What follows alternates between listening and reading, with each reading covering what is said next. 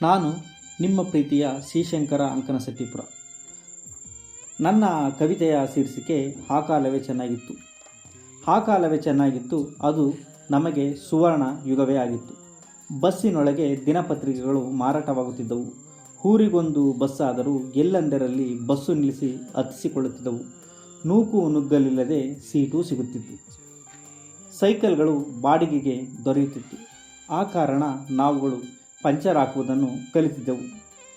ಎಲ್ಲ ಮನೆಗಳಲ್ಲೂ ಕನ್ನಡ ನಲಿಯುತ್ತಿತ್ತು. ಅನ್ನವರ ನಾವಾಡುವ ನುಡಿಯೇ ಕನ್ನಡ ಹಾಡು ಅಂದೇ ಜನಮನಸವಾಗಿತ್ತು. ವಿಷ್ಣುವರ್ಧನ ಎಂದರೆ ಎಲ್ರಿಗೂ ಅಚ್ಚುಮೆಚ್ಚು. ಪ್ರೇಮಲೋಕ ಬಂದೊಡನೆ ಎಲ್ಲರೂ ರವಿಯಂತೆ ಹೀರೋ ಆದರು.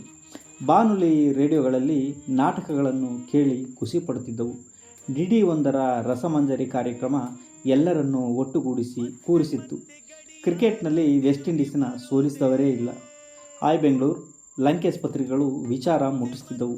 ಸುಧಾ, ತುಷಾರ ತರಂಗಗಳು ನಮಗಳಿಗೆ ವೇದಿಕೆಯಾಗಿದ್ದವು.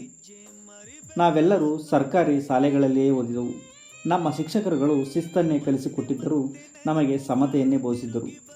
ನಮಗೆ ಗುರು ಹಿರಿಯರೆಂದರೆ ಗೌರವ, ಕಿರಿಯರೆಂದರೆ ಪ್ರೀತಿ, ಅದರಲ್ಲೂ ಹೆಂಗಸರೆಂದರೆ ಪೂಜ್ಯ ಮನೋಭಾವವಿತ್ತು.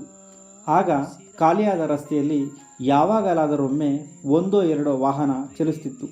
ವಾಯು ಮಾಲಿನ್ಯದ ಮಾತೇ ಇರಲಿಲ್ಲ. ಎತ್ತಿನ ಗಾಡಿಗಳದ್ದೇ ಗಲ್ಗಲ್ ಸದ್ದು. ಹೆಬ್ಬಟ್ಟಿಗರಿಗಂತೂ ಸಹಿ ಒತ್ತಲು ಗಾಡಿ ಎರೆಯೇ ಬೇಕಿತ್ತು. ಯಾವಾಗಲೂ ಮಳೆ ನಿಂತು ನಿಧಾನವಾಗಿ ಸುರಿಯುತ್ತಿತ್ತು. ಪರಿಸರವೆಲ್ಲ ಹಸಿರದ್ದು ಮಲಗಿರುತ್ತಿತ್ತು. ರೈತರು ಕೊಡುಗೆ ದಾನಿಗಳಾಗಿದ್ದರು. ದವಸ ಧಾನ್ಯವಂತೂ ಪ್ರತಿ ಮನೆಯಲ್ಲೂ ತುಂಬಿ ತುಳುಕುತ್ತಿತ್ತು. ಎಂಡ ಸಾರೆ ಅಂಗಡಿಗಳಿದ್ದವು. ಆದರೆ ಈಗಿನಂತೆ ಕುಡಿದು ಜನ ಎಲ್ಲೆಂದರಲ್ಲಿ ಬೀಳುತ್ತಿರಲಿಲ್ಲ. ಮದ್ಯದ ಅಂಗಡಿಯಲ್ಲಿಯೇ ಈಗಿನಂತೆ ನಿಂತೂ ಇರುತ್ತಿರಲಿಲ್ಲ. ಸಂತೆಗೆ ಹೋಗಲು 10 ರೂಪಾಯಿ ಸಾಕಿತ್ತು. ಕ್ಷೌರ ಮಾಡಿಸಲು ಬರೀ 2 ರೂಪಾಯಿ ಬೇಕಿತ್ತು. ಟೆಂಟಿನಲ್ಲಿ ಸಿನಿಮಾ ನೋಡಲಂತೂ ಒಂದೇ 1 ರೂಪಾಯಿ ಸಾಕಿತ್ತು. ಸೀಮೆಎಣ್ಣೆ ತರಲು ಸಾಲುಗಟ್ಟಿ ನಿಂತೆವು.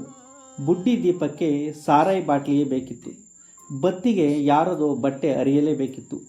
ಅಂದೆಲ್ಲ ಯುವತಿಯರು ಮೈತುಂಬ ಬಟ್ಟೆ ತೊಡೋರು, ಅದರಲ್ಲೂ ದೇಸಿ ಶೈಲಿಯ ಲಂಗ ದಾವಣಿಯಲ್ಲಿ ಮಿಂಚೋರು. ಸಿಲಿಂಡರ್ ಮುಚ್ಚೋ ಚೀಲದಂಗೆ ಯಾರೂ ನೈಟಿನೇ ಹಾಕೋತಾನೇ ಇರಲಿಲ್ಲ. ವಿಶೇಷಗಳಿಗೆ ಮಾತ್ರ ಹೊಸ ಬಟ್ಟೆ ಕಾಣ್ತಿದ್ವು. ಹಾಕಿದ ಅದೇ ಬಟ್ಟೆಯನ್ನೇ ಇಸ್ತ್ರಿ ಮಾಡಿ ಜೋಪಾನ ಮಾಡ್ತಿದ್ವು. ಮುಂಜಾನೆಯೇ ಗುಬ್ಬಚ್ಚಿಗಳ ಚಿವು ಚಿವು ಕಳರವ ಕೇಳುತ್ತಿತ್ತು. ಬಿಳಿ ಬಣ್ಣದ ಚಿಟ್ಟೆಗಳು ನಮ್ಮನ್ನೆಲ್ಲ ಆವರಿಸುತ್ತಿತ್ತು. ರಾಕೆಟ್ ಚಿಟ್ಟೆಗಳಂತೂ ತಲೆ ಮೇಲೆಯೇ ಓಡಾಡುತ್ತಿತ್ತು. ಬೆಳ್ಳಕ್ಕಿಗಳು ಮುಸ್ಸಂಜೆ ಬಾನಲ್ಲಿ ಸೂರ್ಯನ ಮುತ್ತಿಡುತ್ತಿದ್ದವು. ನಾವುಗಳು ಸುಸ್ತೆನ್ನದೆ ಆಟವಾಡುತ್ತಿದ್ದೆವು. ಉಯ್ಯಾಲೆ ಅಂತಿದ್ದ ಗಡಿಯಾರಕ್ಕೆ ಬೀಗ ತಂದು ಜಡಿದಿದ್ದೆವು. ಚಳಿಗಾಲದಲ್ಲಿ ಬೇಗ ಹೇಳುತ್ತಿದ್ದೆವು. ತರಗೆಲೆಗಳ ಗುಡ್ಡೆ ಹಾಕಿ ಬೆಂಕಿ ಹಚ್ಚಿ ಬೆಚ್ಚಗೆ ಎಲ್ಲರೂ ಕೈಮೈಗಳ ಕಾಯಿಸಿಕೊಳ್ಳುತ್ತಿದ್ದೆವು. ಈಗಿನ ಫೈರ್ ಕ್ಯಾಂಪನ್ನು ಅಂದೇ ನಾವು ಫೈರ್ ಬಾಂಡ್ ಮಾಡಿದ್ದೆವು. ರಾತ್ರಿಯಾದರೆ ಸರಿಯಾದ ಸಮಯಕ್ಕೆ ಮನೆ ತಲುಪುತ್ತಿದ್ದೆವು. ಒಟ್ಟಿಗೆ ಊಟ ಮುಗಿಸಿ ಮಲಗುತ್ತಿದ್ದೆವು. ಎಲ್ಲರೂ ಹೀಗೆ ಇದ್ದವು, ಎಲ್ಲವೂ ಹೀಗೆ ಇದ್ದವು, ನಾವು ಹೀಗೆಯೇ ಬದುಕಿದೆವು.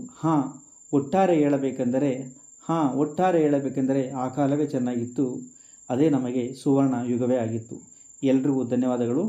ಈ ಫೋಟೋ ಎಡಿಟಿಂಗ್ ಮತ್ತು video editing Rajendra M, Chamarajanagar.